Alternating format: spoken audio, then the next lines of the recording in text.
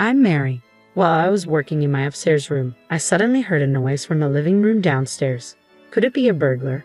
Ready to call for help at any moment, I gripped my cell phone and went to check the living room. There, I found my sister-in-law, Jennifer. Jennifer? I called out, surprised. Oh, Mary, you're here, Jennifer said, turning around at the sound of my voice. You scared me, sneaking in like that. Well, this is William's family home, so it's practically my home too, she added with a hint of annoyance. William is my brother. I understood her point, but isn't it rude to enter someone's house without permission? I felt irked, but Jennifer seemed displeased with my reaction. Approaching me, she said, instead of that, you're home again today? Well, having someone like you as a sister-in-law is really the worst, she continued, her tone biting. Excuse me, what do you mean by that? I asked, confused.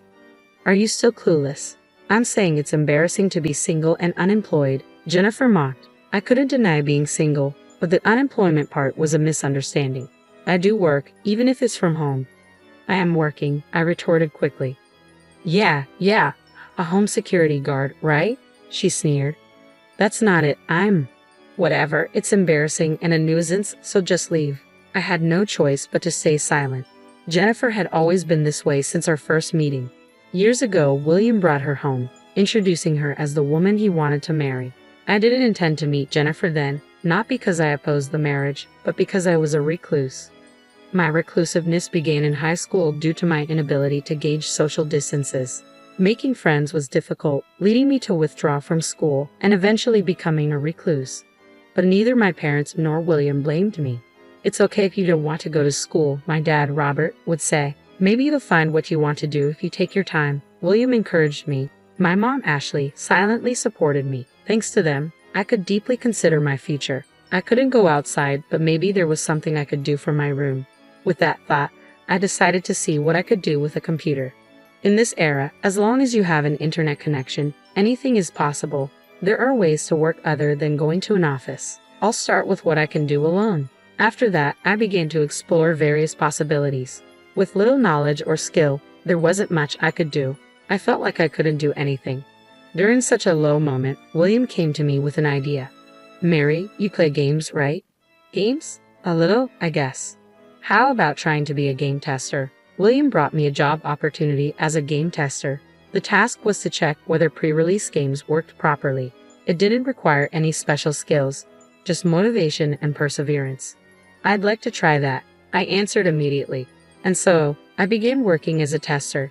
This job suited me perfectly. I could work diligently on my own, and reporting was as simple as sending emails. Even for someone like me who struggled with social interaction, this was manageable.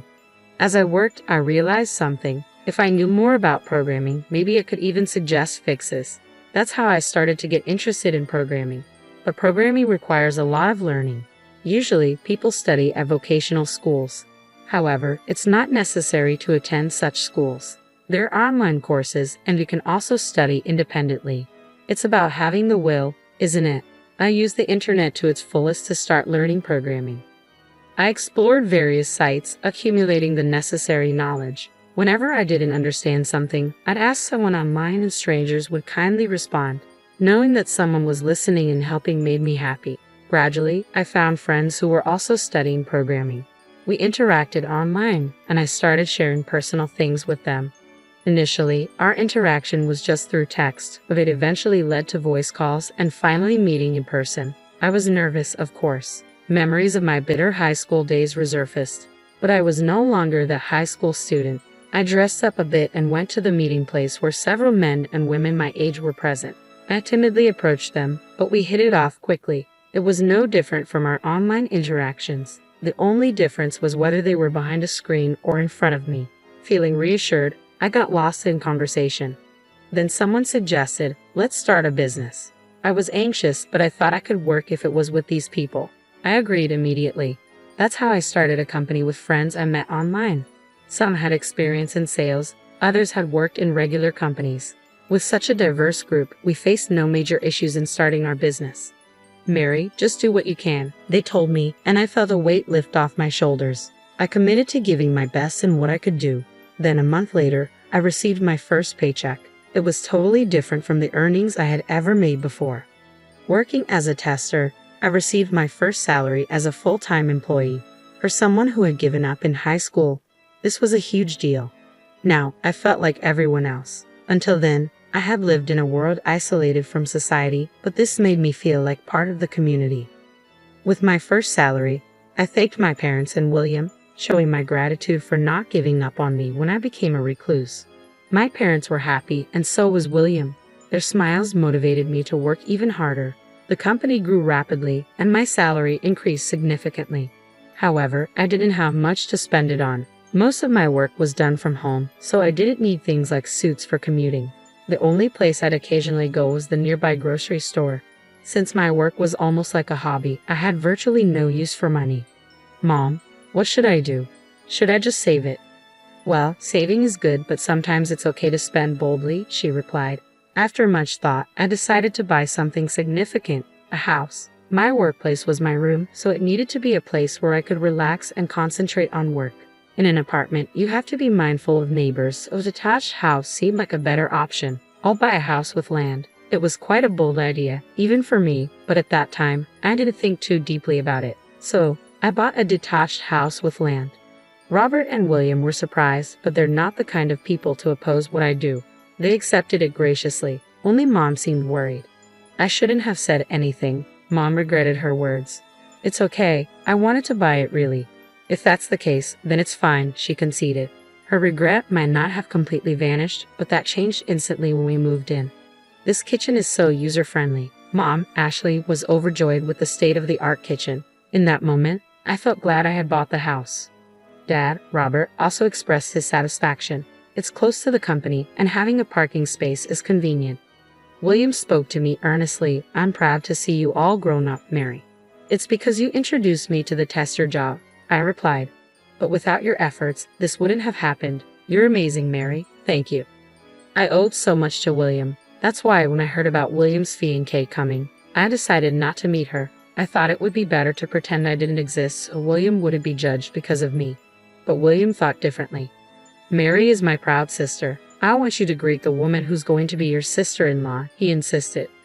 Okay, I understand. I agreed, unable to refuse his words, so I decided to meet Jennifer. Nice to meet you, I'm Jennifer. My first impression of her was that she liked brands. Apparently, she worked at a bank and her clothes and accessories were all branded. Even her perfume was from a top brand. However, she spoke elegantly and seemed considerate. My parents quickly took a liking to her and the family meeting went smoothly. Well, I have work to do, I said, trying to leave early. I thought it would be fine for the rest to enjoy a meal together. My parents, William, and Jennifer. That's what I thought. My parents and William didn't try to stop me, but Jennifer was different. As I was about to leave, she stopped me. Hey, why don't we exchange contact information? We're going to be sisters-in-law, after all.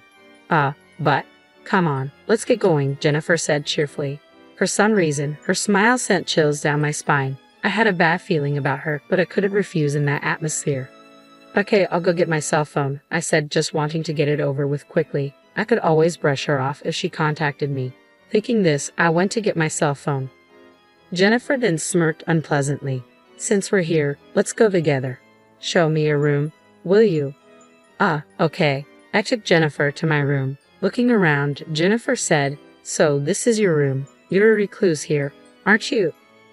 A recluse, yes. Just staying in your room, unemployed, isn't that right? I instinctively braced myself against such a spiteful person. Then laughing, Jennifer said, What, you're on guard against me? Did you hate being called unemployed that much? Of course, I'm not unemployed. Home-based work isn't a real job. You can't make a living that way. I can. Yeah, as long as someone supports you. Supporting me, thinking you're a full-fledged adult with just a small income. Don't make me laugh. How much I earn is none of your business. It matters to me. Having an unmarried, unemployed sister-in-law is embarrassing. I am single, but I'm not unemployed. Oh right, you do home-based work. Sorry, I'm forgetful, Jennifer said, completely looking down on me. It was clear she didn't consider remote work a real job and just wanted to tease me and be alone with me. That's all I understand, I said, glaring at her, visibly annoyed. Looking at me like that won't change the reality. If you're upset, find a real job. I am working. You're such an annoying child. If you were here, I could have lived in this house. Jennifer's spiteful words were unbearable. She could visit, but she couldn't force me out because this was my house. Yet unaware of this, Jennifer frequently came over and whispered to me to leave when my parents and William weren't around. It was intolerable. Can't she just stop? I grumbled to myself. Today, it finally happened. Jennifer silently entered the house and outright told me to leave. That was the last straw for me. I won't leave, and don't enter the house without permission. What? An unemployed person telling me off. I'm not calling you a nuisance, I'm saying what you're doing is unreasonable. Shut up. Be quiet for once. Jennifer headed upstairs. I hurried after her and found her in my room. What are you doing? This is my room, I yelled. But Jennifer ignored me. Looking around my room, she said, "This is perfect. There's a computer and it's spacious. Better suited for me than you. Get out of my room." Shut up. Unemployed. You don't deserve it, so I'll take it. What? No way. Get out. Somehow, I managed to push Jennifer out of my room, then forcibly dragged her out of the house. I was surprised by my own strength. Realizing I was playing with fire, I quickly called William. Despite being at work, he answered. "What's up, Mary? Did something happen?" "William, actually." I explained how Jennifer had entered the house on her own and demeaned me all this time. William was furious. "What? To my dear sister? I can't forgive this." "Okay, I'll talk to her." "Thanks, William," I said, feeling relieved. After thanking him, I hung up. However, I knew we couldn't always rely on William. Pondering my next move, I decided to call my colleague James. James, a bit older than me and a college graduate, had joined our startup with extensive experience from working at a general company. I often consulted him when in trouble. "James, it's not about work. I have a personal issue." "What's wrong?" I discussed Jennifer's actions with James. He was as angry as if it were his own issue. "That's wrong of Jennifer. You're not at fault, Mary." "Right? Yeah. But I haven't figured out any countermeasures." "Then I'll tell you a good strategy. It's this." James shared a plan with me. It was indeed an interesting strategy, one that would surely teach Jennifer a lesson if successful. But there was one problem. "Won't this trouble you, James?" "Don't worry about me. Just go ahead and try it." "Thank you." I decided to execute James' plan immediately. I contacted a certain place and began implementing the countermeasures. Months passed, and Jennifer's attacks on me ceased, probably due to William's scolding. I hoped it would stay this way. I was slightly relieved. However, the world isn't always so kind. A few days later, Jennifer called me. "Can I come over tomorrow?" "It's okay if I call before coming, right?" Her tone was deliberately unpleasant. Still, if Jennifer came, there was a high chance of executing James' plan. Reluctantly, I agreed. I pretended to agree. The next day, Jennifer arrived at the house and immediately asked, "Are your parents here?" "They're not. They're on a trip." "Oh, that's perfect." Jennifer brought a large bag into the house. "What is that?" "My clothes and various things." "Are you planning to stay here?" "Not just staying. I'm moving in, so you should leave your eyes or..." It finally happened. With that in mind, I quietly nodded. "Understood. You're complying?" "Wait, you understand?" "Yes, I'll leave." I suddenly became obedient. I thought about it. "You are William's wife. I owe a lot to William," I said with a solemn demeanor. Jennifer started to smile unpleasantly. "Finally, you understand. Now get out, useless, unemployed." "Okay." I immediately went upstairs. Actually, per James's instructions, my belongings were already packed and I had a place to move to. In other words, everything was going according to James' plan. I called the moving company and returned to the living room where Jennifer was relaxing on the sofa. "You're fast." Well, a reclusive unemployed wouldn't have much to move, I guess. Although I wanted to retort, I didn't. "I'm leaving now. The movers will come later for my things." Yeah. And please, don't regret this." "Regret?" As if. I felt refreshed without a recluse around. Leaving Jennifer's mocking laughter behind, I left the house. Then I contacted my parents. "Dad, are you enjoying the trip?" "Yeah, I'm really happy. What's up?" "I'm glad. Actually, I told them about Jennifer's visit to the house." I explained the reason for the sudden trip and James' strategy to my parents, asking them to act accordingly. My parents readily agreed, largely due to the description of Jennifer's unreasonable behavior. "This will work out well. She'll regret it," I muttered to myself as I headed to my new home. A few days after moving, the end of the month was approaching, and I was excited. Anytime now, Jennifer should contact me. I waited for the call, and then it came. The phone rang, and as soon as I answered, Jennifer yelled, "What's the meaning of this?" "What's wrong, Jennifer? Why do I have to leave?" "You don't have to leave, just pay the rent." "Rent? This house is our family home, isn't it?" "It was, but I've sold it." "You sold it. Why do you get to decide that?" "Because it was my house." "Your house?" "Yes, that house was." I explained about starting an IT company with my colleagues and working there. William must have told her too, but since Jennifer looked down on me, I assumed she hadn't listened. So I explained it all from the beginning. Shocked, Jennifer asked, "So you really sold this house?" "Yes." "Are you familiar with leaseback?" "What's that?" "Leaseback is a system where you sell your home to a company and then rent it to continue living there. It has benefits like paying off loans with the sale proceeds. I used that leaseback. I sold the house and land I bought, then stopped paying rent after the contract ended. When Jennifer arrived, that meant she couldn't continue living there unless she signed a new contract herself. But Jennifer, who relied on William, wouldn't be able to pay the rent herself, and I doubted she would want to live there with William after dragging me out. In short, Jennifer would have nowhere to live. "Remember this after playing your games," I said, unable to help but laugh at her empty threat. It was entirely her fault. If she hadn't looked down on me, she could have had a happy married life. It's a pointless person. She'll probably end up divorced from William, and I won't have to see her again, I thought. But it was that evening when James called me. "Mary, something terrible has happened. Can you contact your brother right away? He should be finishing work soon so I can tell him." James spoke rapidly about various things, essentially wanting me and William to come to his house, curious. I contacted William and then headed to James' place. When I arrived, there was a commotion outside James's apartment. Many police officers were there and neighbors had gathered to see what was happening. "James, what happened?" I approached James, who was in the middle of the commotion. "Actually, some weird woman tried to take my laptop. Here's what happened," James told me. During a break at work while he was taking a shower, he heard a strange noise and peeked into his room. There, a woman was rummaging through his belongings, apparently trying to take his laptop.